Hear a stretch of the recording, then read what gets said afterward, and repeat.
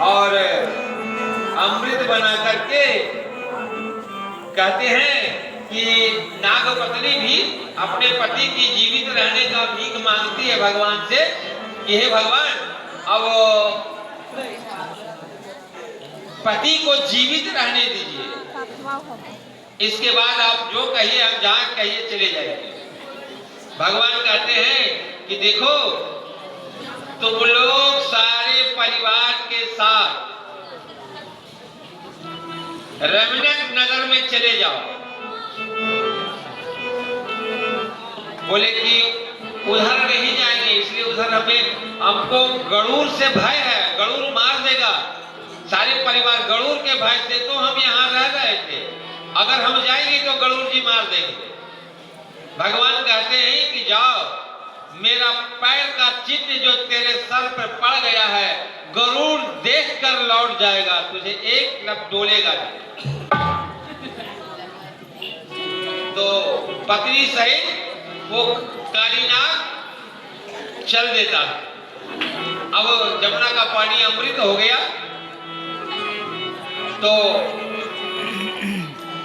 एक बार अच्छे वर प्राप्त खातिर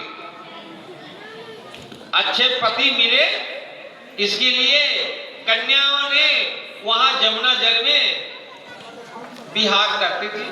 सुबह 4 बजे स्नान करती थी और कात्यायनी मंदिर में जाकर पूजा करती थी, कात्यायनी का जप करती थी। तो उस वक्त माघ अगहन का महीना था, कात्यायनी पूजन के लिए प्रातः काल सब जाती थी। आगे बैठ जाते हैं लोग और आपस में बात करते हैं, माफ कीजिएगा। जय जय श्री राधे, गलत बात। जय जय जय जय, बिना माइक के बोलना पड़ेगा। जय जय श्री राधे, सबको बोलना पड़ेगा। जय जय श्री राधे। तो उस वक्त सभी कन्याओं ने अपना मनोकामना पूर्ति करने के लिए जमुना जल में सारे वस्त्र को निकाल करके कदम के गाछ के किनारे रख दी थी और जल विहार कर रही थी। उस वक्त भगवान सोचे कि चलो इस कन्याओं का मनोकामना पूरा कर देते हैं। भगवान आते हैं जमुना किनारे और सारे वस्त्र को उठा करके गाछ पे चढ़ गए। अब जमुना जल से कोई कन्या निकल नहीं रही है। भगवान कहते हैं तुम अपना वस्त्र ले जाओ। अब लाज से कोई निकल ही नहीं रही है। बोले निकल जाओ, जब हम कह रहे हैं तुम हमारे लिए व्रत किया हो, व्रत जो किए हो वो हमारे लिए किए हो और हम बुला रहे हैं, तो संकोच किस बात की? पति से लज्जा कैसा? आ जाओ, एक बार ही सब आ जाओ और सब अपना अपना वस्त्र ले जाओ। बहुत रोने गिड़गिड़ाने के बाद भगवान वस्त्र दे देते हैं। वस्त्र पहन के सब बाहर आई और भगवान के सामने हाथ जोड़ के खड़ा हो गई। भगवान बहुत डांटते हैं कि तुम लोगों को शर्म नहीं आती? जल में नंगा विहार करना, इसलिए जल के अधिष्ठात्री देवता वरुण जी है। कितना बड़ा अपमान है। ठीक है, हम तुमको तो अपना लेते हैं, लेकिन आज के बाद कोई इस तरह से जल विहार नहीं करेगी। इस तरह से इसको कोई चीर हरण भी कहते हैं। तो भगवान कहते हैं कि देखो, जिसका जो मनोकामना था वो पूर्ण हो गया, अब जाओ, अब तुम लोग घर जाओ। इस तरह कन्हैया के कहने पर सभी घर चल दिए। एक बार कृष्ण और बलराम जी गैया चरा रहे थे, ग्वाल वाल जो साथ में थे वो कहते हैं कि तुमने तो बड़े बड़े काम किया है,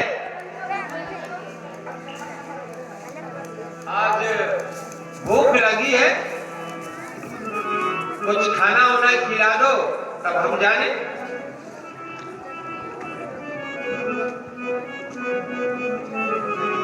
तो बोले ठीक है, वो भी हो जाएगा। तो गांव से थोड़ा सा दूरी पर ब्राह्मण लोग यज्ञ कर रहे थे स्वर्ग प्राप्ति के लिए। तो भगवान बोले कि देखो वहां जो ब्राह्मण लोग यज्ञ कर रहे हैं, तुम जाओ वहां बोलना कि कृष्ण और बलराम दोनों गैया चरा रहे थे, वो भूख लग गई है, थोड़ा सा खाना है तो दे दीजिए। पंडित जी अहंकार में मंत्र बोले जा रहे हैं कि ये ग्वाल बाल का बात नहीं सुनते हैं। बड़े बड़े मंत्र, स्वस्ति न इंद्र वृदासरवा, स्वस्ति न